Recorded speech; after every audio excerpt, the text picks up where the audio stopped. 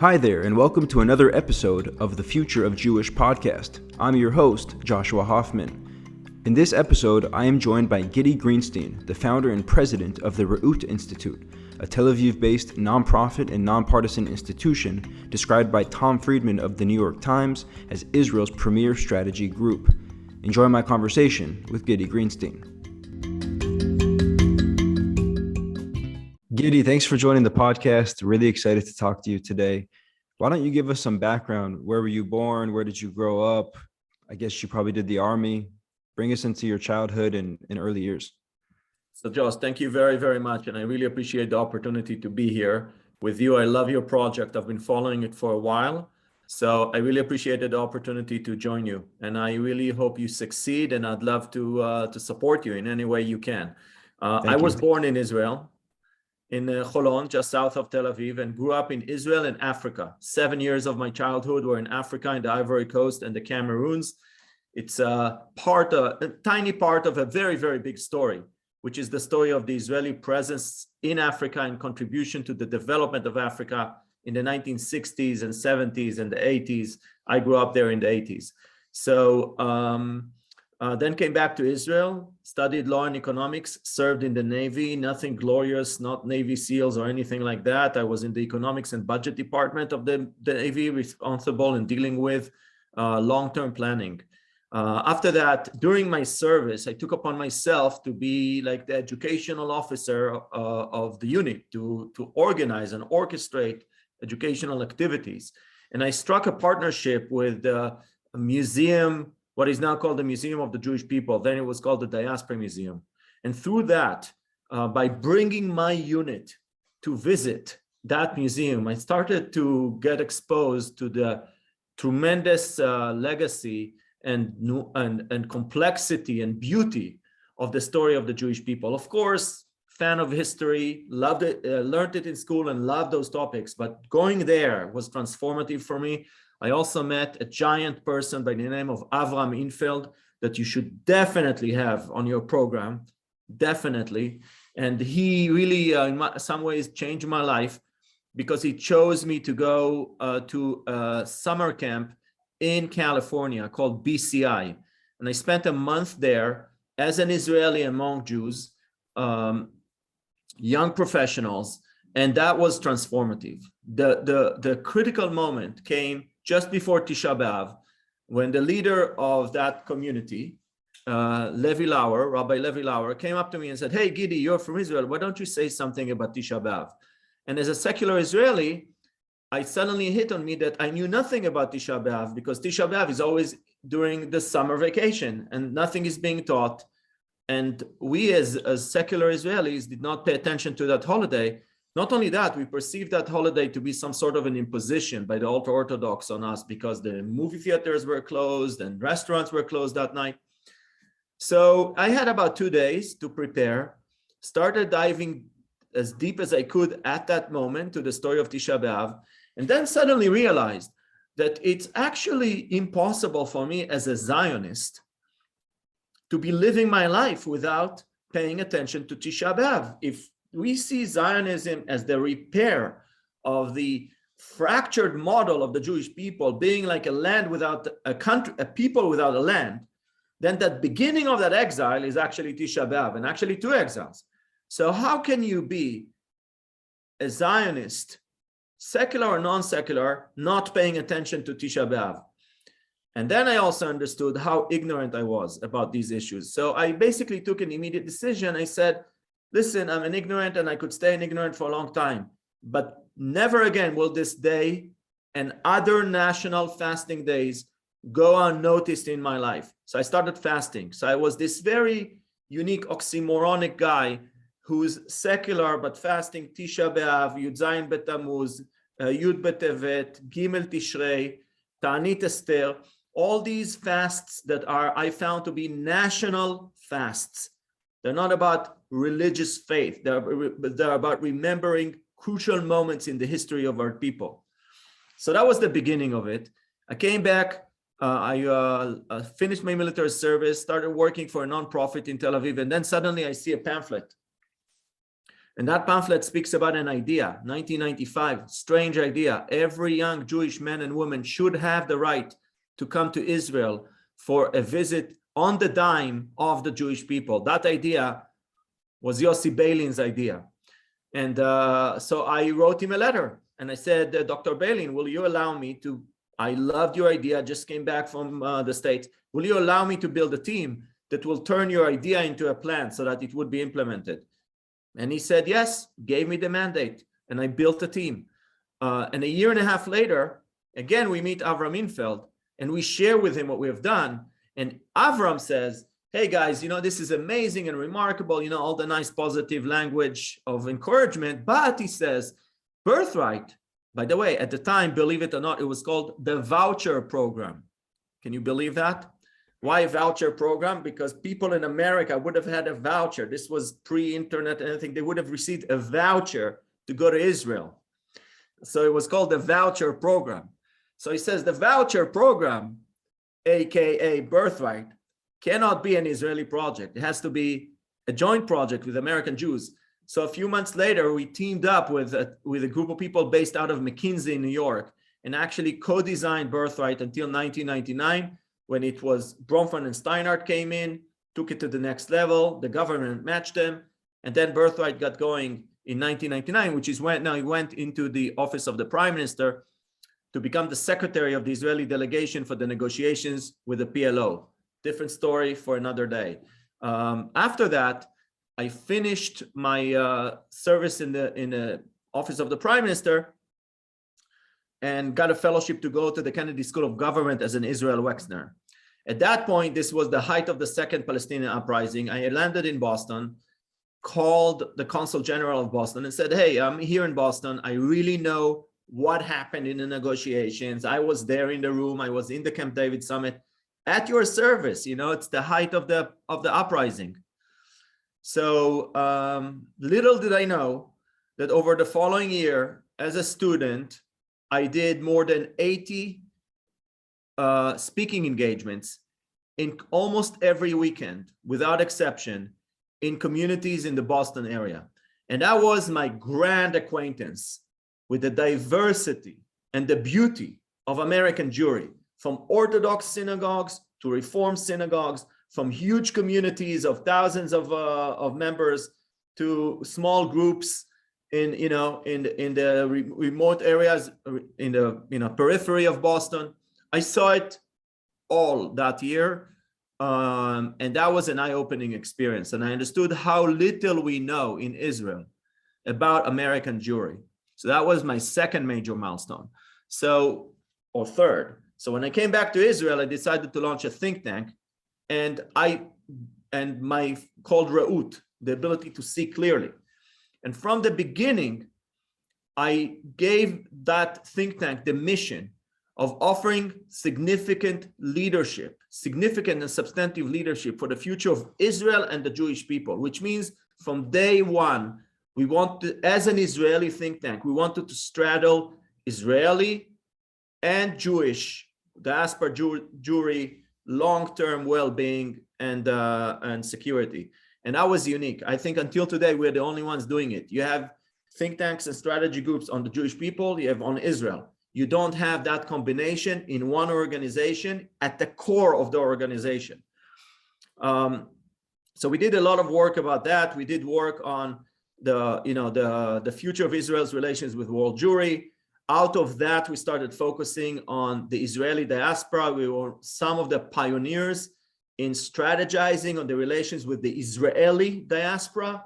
You may have heard about the IAC, the Israeli American Council. We started working with the Israeli American Council, which is now a continental organization. We started working with them when you could still put all of them around one table.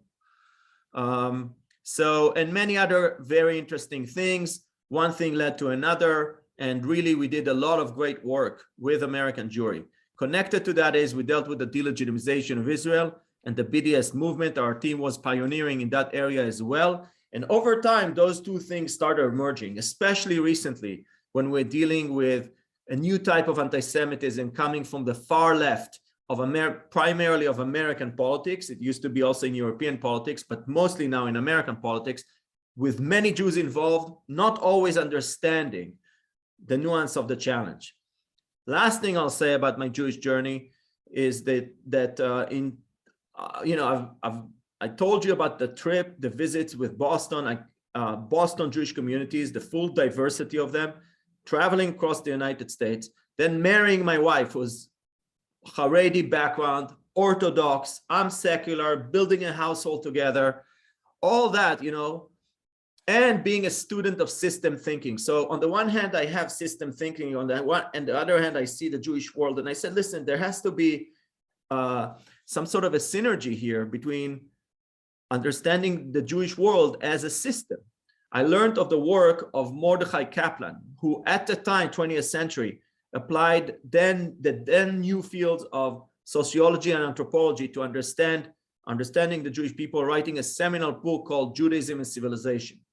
The problem of that book was 1,100 pages, and even very determined people like myself had a very hard time reading the book end to end. So I said, I'm going to do something similar but different. I'm going to apply system theory to explain the Jewish people, which is what I did. And out of that came my book, Flexigidity, Flexibility and Rigidity. And the byline is The Secret of Jewish Adaptability, where I basically apply system thinking to understanding the Jewish people as this very vibrant ecosystem that merges all the time, old and new, innovation and tradition, flexibilities and rigidities. Now, there's nothing special about us in the simple sense that every society has rigidities and flexibilities, like the United States of America. There's the Constitution, very hard to change, but then there is federal laws and regulations and state laws and et cetera, et cetera. My focus was on the unique way in which we do it as Jews. And that's what was the focus of my book. So can you give us just an insight into that sort of uniqueness that you just mentioned? Yes. So first of all, you can find flexigidity, this unique combination of flexibility and rigidity in multiple areas of the Jewish people. And in my book, I name 6, okay? Primarily in the narrative, in the mission, I call it flexigidity of mission, of who we are and what we're here to do. Are we a religion, a people, a nation, or if you wish, a team that has a mission to humanity? These are 4 narratives, very powerful, always present from the very beginning. When Abraham gets the mission, his mission in Bereshit, he's commanded to be a people, he's given a land, he's entrusted with a mission to be a blessing for the families of the earth, and of course, unique relationship with a divine entity, God. Okay, so all these elements are captured in 2 verses in Bereshit, and they're ever present. And if you read the Declaration of Independence of the State of Israel, if you read the writings of Herzl, all along and until today, it's always there. And what changes is the relationship between these narratives, because sometimes one narrative is dominant and others are less. For example, the 20th century, the late 20th century was the time or the decades of the narrative on nationhood, Zionism, right? That wasn't the case before the Second World War. And I would argue today, that narrative is declining in the Jewish people and other narratives are rising. The narrative of peoplehood, the narrative of being a light unto the nations. There's always dynamic relationships between these narratives. But that flexigidity, meaning rigid founding narratives, but flexible interaction among them, is crucial to the long-term well-being and security of the Jewish people, because it keeps us relevant and it keeps us dynamic. Second, there is flexigidity of membership. Who's a Jew? Very rigid interpretation according to matrilineal descent, but then there's flexible interpretations on conversions. And even now in Israel, we are on the verge of a dramatic moment in terms of the conversion laws, but many other examples. Then there's flexigidity of law. Between the Torah, on the one hand, on the rigid end of the spectrum, that not only doesn't change in shape and sound, you can't change a letter, you can't even change the sound of Torah. It's a dramatically unique Jewish idea that a text has a sound. So when we read it 10 people. If someone mispronounces a word, the 9 other people would correct him, right?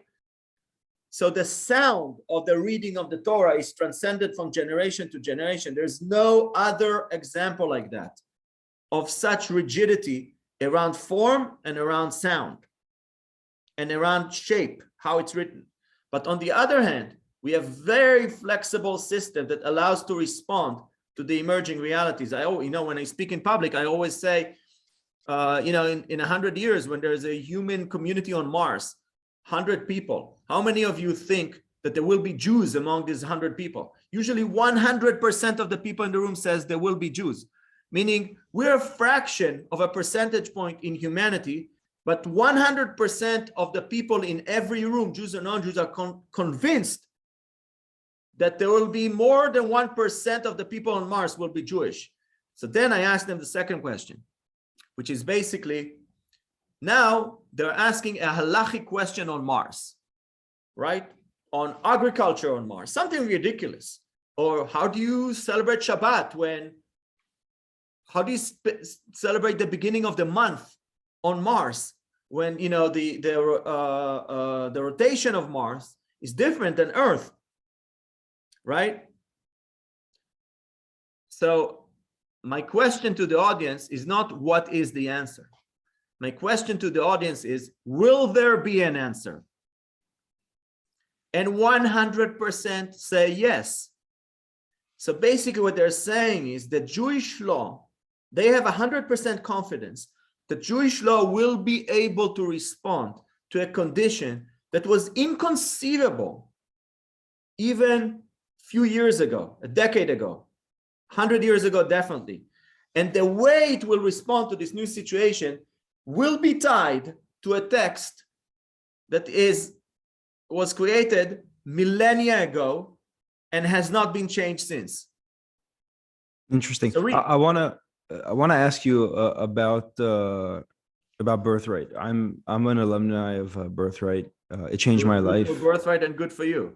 Correct. It brought me to Israel for free. I probably wouldn't have come at that point in my life. I was 23, turning 24 very soon, and ended up not going back to the States, staying in Israel, making Aliyah from within Israel, and have been living in Tel Aviv ever since. There's a lot of information and maybe even misinformation about Birthright, about the goals, about the purpose. Can you take me back to those early meetings that you had with Yossi Beilin? What were his goals for this voucher program, as you called it? Okay, the astonishing thing about Birthright is that all the goals, rarely do you have a program that over a generation, all the goals remain relevant and all of them were validated. Okay, so the goals were to strengthen the connection of individual Jews to Israel, to strengthen the connection of individual Jews to their communities. And that was a revolutionary idea. I'll get back to that in a moment. To strengthen Jewish identity, not in the sense of religious practices, but in the sense of peoplehood, meaning participation in Jewish community events, contribution to the Jewish community, volunteering in the Jewish community, marrying Jewish, and not even if you don't marry Jewish, raising a Jewish household, being passionate that your children will be Jewish, even if your spouse is not Jewish, okay? On all of these elements, which to the credit of Birthright, they're very, very data-driven. They're monitoring this all the time. First of all of these goals remain part of Birthright, which is astonishing because it's now 30 years. Soon will be 30 years, number one. And number two, all of these goals are validated. Now, what was unique about this, and that goes back to our flexigidity of mission that we spoke about a few minutes ago. When we started Birthright, we were called post-Zionists. Now, for those of the people in your audience that know Zionist discourse, for a Zionist person to call someone a post-Zionist, it's like the worst possible curse you could say on someone, right? It's like someone who left the derech, left the way, doesn't understand. He's on the verge, like 2 more steps to the left, and he's like a traitor. What was the point? Why were we called post-Zionists? Because we were the first to advocate that coming to Israel of a Jew doesn't necessarily mean Aliyah. And the idea of Birthright was to strengthen Jewish communities around the world. And that's why in the first 3 or 4 years of Birthright, of the design of Birthright, people from the Jewish Agency were against Birthright. People from the organized Zionist institutions, it's hard to believe today, were against Birthright. Why? What is now called Birthright. Why were they against it? In their view, the only purpose of bringing Josh Hoffman to Israel is for Josh Hoffman to make Aliyah, not for Josh Hoffman to go back to wherever he came from and be a proud, strong, contributing, leading member of that community. Okay? So Birthright was formed on the assumption that a vibrant diaspora is imperative to Israel and to Zionism and to the Jewish people. And that was in a direct clash with the narrative of the ingathering of the diaspora, that effectively the role of Israel over time is to have full dismantling of the diaspora and bringing all Jews to Israel. Right. So that was the revolutionary aspect of Birthright. You know, but I have to say also that Birthright it was revolutionary in one other sense. And that is, when my team came, when I created the team that designed Birthright, there was already another team working on Birthright. And they treated that model in a very old power, top-down way. And their suggestion to Balin was basically to build, I would say, a very large tourist agency, travel agency, okay? That will just handle thousands of people. And what I said to Dr. Balin, I said, listen, the problem with their plan is, even if you implement it 100%, okay, it's not going to get to your vision. Because your vision requires bringing 70,000 people a year. And what they're talking about, at the time, they would bring 2,500 people a year. So even if they bring double, it's only 5,000. Triple, 7,500. It's 10% of your target audience. You can't go from 2,500 to 70,000 with the same model, just a bigger and better travel agency. If you read the book New Power of Jeremy Hyman and another guy, today people understand this. They understand the theory around what is called new power, decentralized models, right?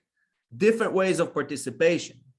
Think about Occupy Wall Street, Facebook, LinkedIn, all these grassroots, bottom-up participation, crowdsourcing platforms. We intuitively figured it out in the 1990s. So Birthright, in some ways, is a new power model, which means we envisioned Birthright as a platform that on the one hand, there's multiple program managers, program leaders, variety of programs, many of programs. On the other hand, the users. And what the Birthright platform does, it's basically a regulator of the way in which all these thousands of participants choose these programs. Okay, and that was a revolutionary idea management-wise, not just substantive. So there is the substantive revolution. Birthright is the I call it 21st century Zionism, which means understanding that the vibrant diaspora is a Zionist imperative and Israel has to be active in strengthening the diaspora. That was a revolutionary concept in the 1990s. But the other revolutionary concept of Birthright is envisioning Birthright as a new power platform, what is now called new power platform, but effectively means a totally new way of organizing Jews to travel to Israel. So these are the two revolutions of Birthright, and I'm very proud that they came from our team. Definitely. I want to ask you, you've done a lot of work on Tikkun Olam. You have the Tikkun Olam makers, which I'll be happy for you to talk about. You also launched what I believe is called the 21st Century Tikkun Olam initiative, which is to sort of encourage the state of Israel and the Jewish people to improve the lives of 250 million people within a decade. My first question for you is, Tikkun Olam today seems like a double-edged sword in the Jewish community, because you mentioned the extreme left many Jews in the diaspora, especially younger generations, tend to either empathize or completely side with the sort of extreme left. And so they argue like, okay, well, I'm all about making the world a better place, but then Israel's occupying the Palestinian people in certain Palestinian lands. So how can I support Israel, the Jewish state, if they're not ultimately in line with my quote unquote tikkun olam? How do you address those people? What do you say to them? Well, first of all, such what I hold to be radical views that erase Israel and disregard the challenges it faces, I try not to waste my time on them. I don't think they really represent a big group. Yes, we have to argue with them, but for me, my personal priorities, I prefer to move forward with the partners that I have. And thank God we have more partners that we could handle from the left and from the right. So I could give you my intellectual answer to them, but my personal preference, I don't deal with them. Now, specifically to your questions, let's start with the idea of 21st century tikkun olam, because Tom is an implementation of that idea. So as I told you, when I came back from Harvard, I created this group, the Reut group, which is a research strategy leadership group. It's a very unique think tank that deals with emerging challenges and opportunities facing the state of Israel and the Jewish people. And back in 2010, we started seeing new trends of anti-Israel among the moderate left in Europe and the United States. So I'm not talking about the radical left, okay, that was vehemently anti-Israel for decades. This is a different group of people and you can't engage them, you can't change their minds. So I'm not talking about them. With them, we have to wage the battle of ideas and to whatever. It's a whole different strategy. But I'm talking about the moderate lefts, those that used to come to the kibbutzim, okay, those that used to love Israel, who have left-wing, sometimes in Europe, socialist inclinations. And we were asking, how do you engage them in the 21st century? When remember that in 2008, it gradually became evident that there is not going to be a near-term resolution to the Palestinian situation. Okay, some of it is because of Israel, some of it is because of the Palestinians. With my background in the peace process, there is a lot I could say about that. But I'm now focused on what is 21st century tikkun olam. We saw a number of problems. Number one, we have to think about in new and creative ways about the status and the stature of Israel around the world. Number two, that stature is related to the status and the stature of local Jewish communities. So we no longer thought in terms of American Jewry, this amorphous entity that represents 5 million people, no, we thought about that the challenge of Israel standing in the world is connected to the well-being and the challenge of the Jews of Cleveland and the Jews of Toledo and the Jews of Cincinnati. So we have to really decentralize that thinking. Okay, and of course, Buenos Aires and Chile and Singapore and Australia and all these other places. So that goal was to strengthen their standing as well. Third, we understood that the desert of Jewish life is young professionals. If you want to be involved Jewishly in a school, you have that. In a Jewish community center, you have it. On campuses, there's 500 Hillels around the world. And then there's Chabad and a lot of in many campuses around the world. If you want to participate, you need to, in order not to participate, you have to want to be outside because the opportunities are so present. And then when you become a family, there's a lot of opportunity as well. But what happens for young professionals?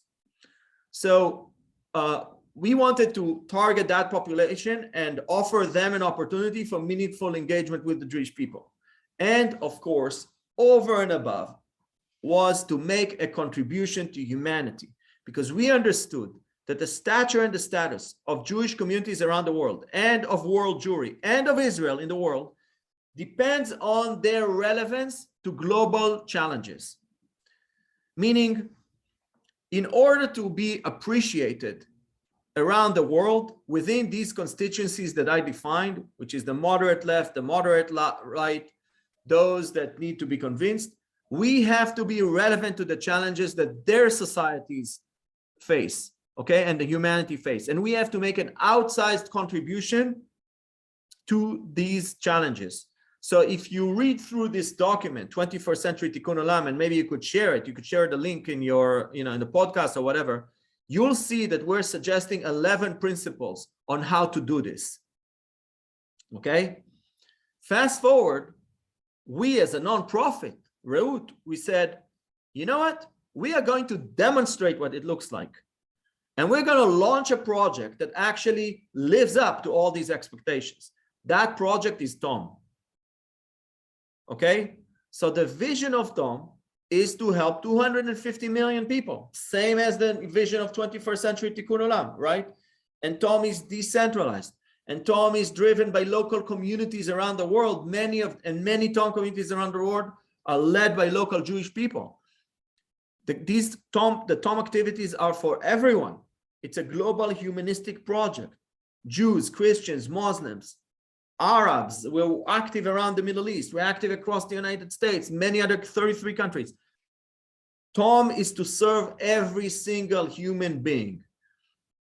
Hopefully soon in Russia, hopefully soon in the Ukraine, both Russians and Ukraine. And, Tom is a platform to bring together people across national, religious, and political lines to make the world a better place. By the way, inspired a lot by the writing of Rabbi Lord Jonathan Sachs, Zecher Tzadik Livracha, who we lost a year and a half ago, was a giant leader, an intellectual leader of the Jewish people. So basically, Tom is an implementation of a strategic vision for the Jewish people. We obviously want others to implement this as well. But Tom is our way of effectuating, of realizing that vision of 21st Century Tikkun Olam. For the people listening to us who know what DARPA is, or Bell Labs, if you're from Israel, if you know what Rafael is, or Maf'at, okay? So Tom is the Rafael, or the Maf'at, or the DARPA, or the Bell Labs of assistive technologies, Airbnb of assistive technologies. What does it mean? On the one hand, we are crowdsourcing from all over the world inventions and innovations that address needs of people at the bottom of the economic ladder, people with disabilities, elderly, poor people, who will not get the attention of the venture capital world, of startups, because there is no economic model, business model around their needs. So what we're saying is, for example, just in the United States, there are 850 campuses and universities that have engineering and design programs. All of them have infrastructure. There's more than 600,000 students in the United States alone that study engineering and design. These students are doing 50,000 projects per year just to graduate. So what we're saying is, we want to allow all of these students to actually participate in the program, invent or innovate around solutions, contribute their creations to a global repository, a library of solutions. We imagine between 1,000 and 2,500 solutions that are all open source and free. So basically, we're creating like a global movement of communities that are participating through open innovation in a global effort to co-create this giant library of solutions that are free and available online. Then the distribution. We believe, obviously, to distribute software products is easy, but to distribute hardware products, we believe that today around the world, there is massive excess capacities of 3D printers. Almost every 3D printer that was bought in the last decade is underused. So effectively, if you, Josh, if you own a 3D printer, you would be able very soon to register your 3D printer on our website. And you, Josh, become a distribution point for the Tom solutions for your neighbors, for your street, for your city, right? Now, There are thousands of people like Josh who may have a 3D printer at home and a few manufacturing capacities. They have what is called, like a workshop in their garage or stuff like that. But we're not just talking about the Josh Hoffmans of the world. We're talking about universities like Tel-Aviv University or 15 other campuses in Israel that have invested multi-million dollars in facilities with 3D printers and CNC machines, etc., to educate their students. And in most cases, these facilities are used less than 20% of the time. Okay? So you have 10,000 universities around the world that could be part of our program. And that's before I'm even counting the fact that this year alone, it is estimated that 2 million 3D printers are sold to businesses. So if you own a business, you could also say, hey, as part of my contribution to my community, I'm going to dedicate 1% of the manufacturing capacity of the 3D printers of my business to manufacture solutions locally. So effectively, we're imagining the world's biggest library of open source free solution and the world's biggest distribution network through Tom. And the third thing is the world's biggest open source network. The world's biggest network of open innovation. So, these are the three elements of Tom, very, very ambitious. And it's one way of realizing that vision of 21st century Tikkun Olam. That's amazing. Wow, really amazing. Before we sign off here, Gidi, I want to ask you a few questions about the future of Jewish, apropos to this, to the name of this podcast. So first question is, what would you like to see happen in the Jewish world in the next 10 years?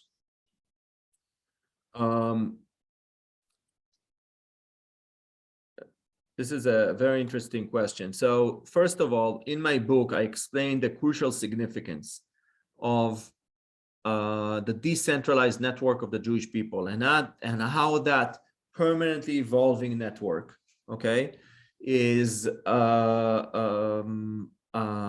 will always generate new and relevant ideas to the future of our people.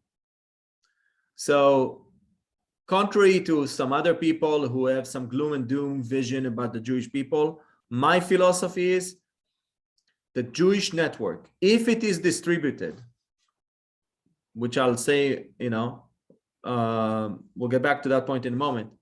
The Jewish network, if it is distributed, will continue to produce breakthrough ideas about the future of our people. And the best ideas will travel very quickly across the network and help shape its direction. So really, the Jewish world is a true meritocracy, intellectual meritocracy. It's a meritocracy of social entrepreneurs, okay? People like yourself who have an idea and they run with it. And if you're successful, you'll make an influence. By the way, I'm sure you're already making an influence, but the size of this influence will be determined over time. And when I say time, it's not a year or two. It's a 10-year vision, 25 generation. The Lubavitcher Rebbe, millennial influence of the Lubavitcher Rebbe through the system that he built of all the shluchim and the Chabad houses and so on. 1,000 years, I believe, he will be remembered.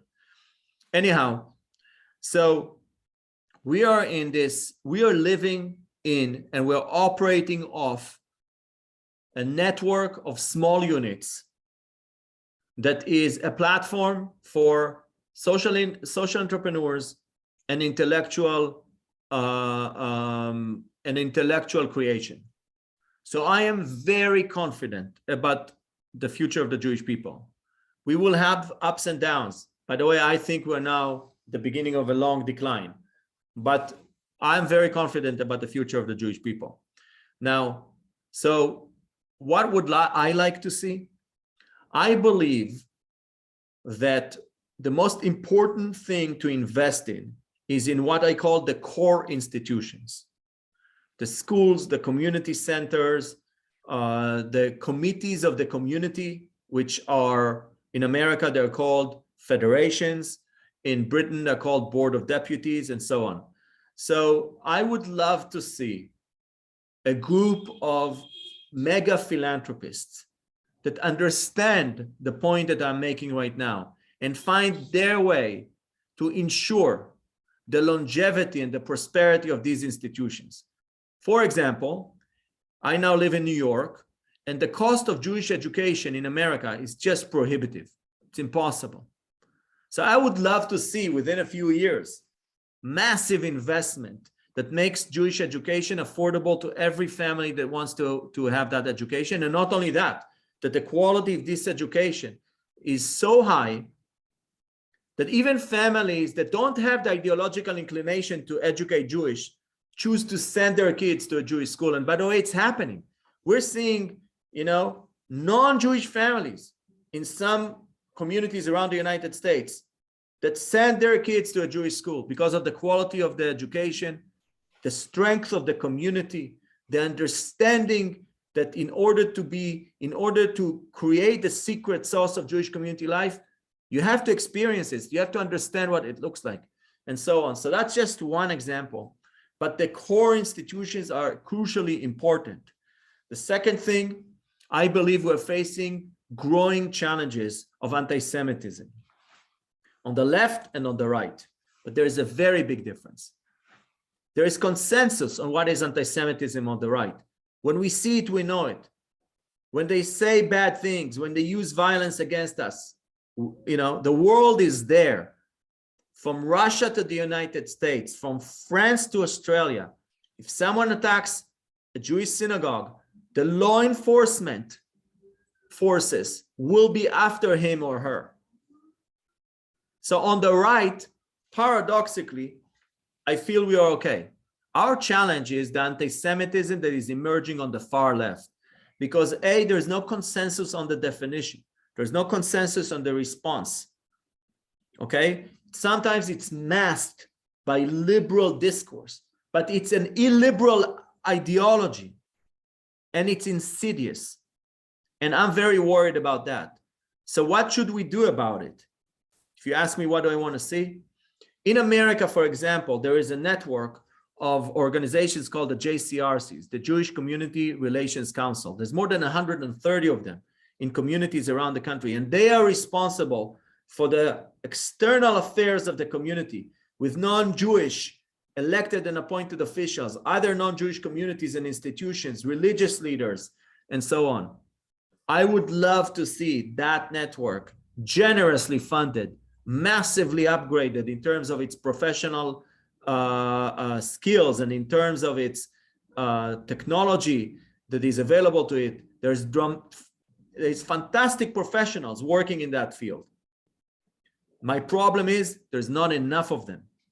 So even if there is a great professional in a smaller community and there's only one of him or her, okay, then it's very hard to professionalize. It's very hard to focus. So that would be my second big thing. Third, I hope that Israel will turn a corner in its approach to world Jewry. Today, the mission of Israel, which also you mention it on your website, quoting Avram Infeld. And Avram Infeld is my teacher and mentor, which is that the mission of Zionism, not just the state of Israel, is to serve the continued and significant existence of the Jewish people. This is the fundamental mission of Israel. So, if this is the mission, how is it that it's not even reflected in our National Security Council? The people in our National Security Council, they know Tehran, they know Cairo, they know Damascus, they know the Arab world. They're clueless, most of them, about how a Jewish community works and operates. Clueless. They come to America, they meet their counterparts. They go to Washington, D.C. They meet all these American government offices. It's all very, very important. But most of them would not even be able to understand the difference between Federation and AIPAC. It all sounds like a mumbo jumbo alphabet soup for them. And that's very worrying for me, because I think the state of Israel has been making big mistakes over the last decade in the way that it approaches American Jewry. So these are three, but I could mention more. But here is why I'm confident. Whether I mention whether I'm making the right set of mentioning the right set of priorities or not, it doesn't really matter. Why? Because somewhere out there, there's others. There's the Josh Hoffmans that see a challenge, respond with an idea, mobilize and organize in an entrepreneurial way to build a venture to serve their strategic direction. So I'm totally okay with that, because of the flat nature of our ecosystem, someone somewhere is probably doing the right thing. And in this respect, my friend Tal Kenan wrote a book called The Wisdom of the Crowds. In this respect, there is wisdom of the crowds. I don't agree with everything he says in the book. I think, by the way, it's a very important book. But there is a wisdom. There is a collective wisdom over extended periods of time, even in the most dramatic moments of weakness, where I'm talking about 1942, 1943, in the ghettos, in the concentration camps. That logic continued to operate even in those moments. Before we sign off here, Gidi, how can people connect with you and learn more about you? So first of all, I'm available on social media. Facebook, LinkedIn primarily are my primary platforms. You can also find me online. Find the work of the Reut Institute or the Reut Group online, www.reutgroup.org. And if you want to follow Tom, just go www.tomglobal.org. I'm quite available online, and it's kind of easy to reach me. I don't want to just put my number and email here, but it's not too difficult to find me. Gidi, thank you so much. You really dropped a lot of knowledge and wisdom here, and I appreciate your time. Josh, thank you very much. I really appreciate your effort, and I really wish you success. I've been following it from the beginning, and I was, as I said, happy and grateful to be invited to be with you today.